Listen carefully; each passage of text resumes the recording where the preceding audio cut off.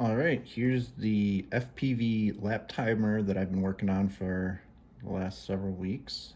Um, it's got a IR receiver here, a segment display, a monochrome LED display, a USB port for charging and flashing, and then coming out the back here you can see there's an RX 5808 audio video receiver. That's the same receiver that's in my FPV goggles, that's used to receive the video feed from the drone, but in this case we're just using it to detect the radio signal, the radio strength, as an approximation for how close the drone is. So I can go ahead and plug this in, get some power, and that'll turn on.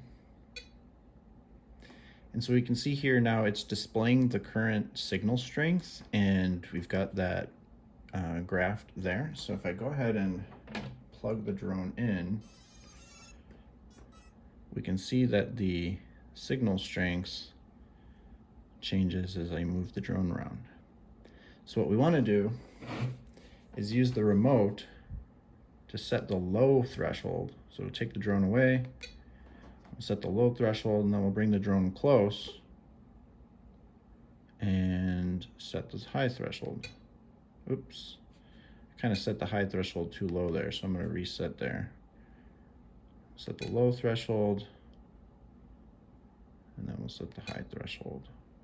So now what's going to happen is it's going to wait for me to go far enough away below, and it's going to beep like that. So now it's saying it's ready, I'm ready to race. So now as I come close and we go above, we can see that the timer starts, and then I must go past the low threshold, you can come back, and so it'll beep twice every time we get a personal record.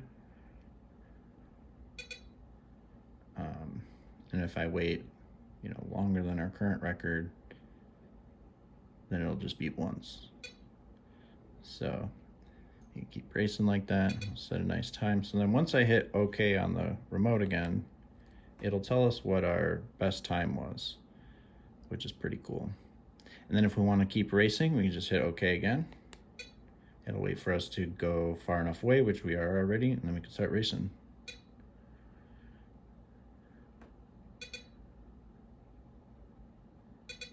And so on, and then I can hit OK.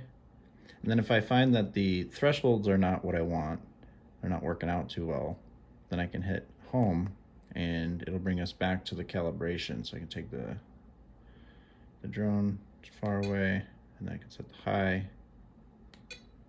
and then we're ready to go. So I just got to fly far enough away, hear the beep, here we go. So I didn't get far enough away that time. So yeah, that is my Lap-timer. I designed the entire circuit, I wrote all the microcode myself, and I designed the enclosure in FreeCAD and then printed it out myself. So I built the whole thing myself.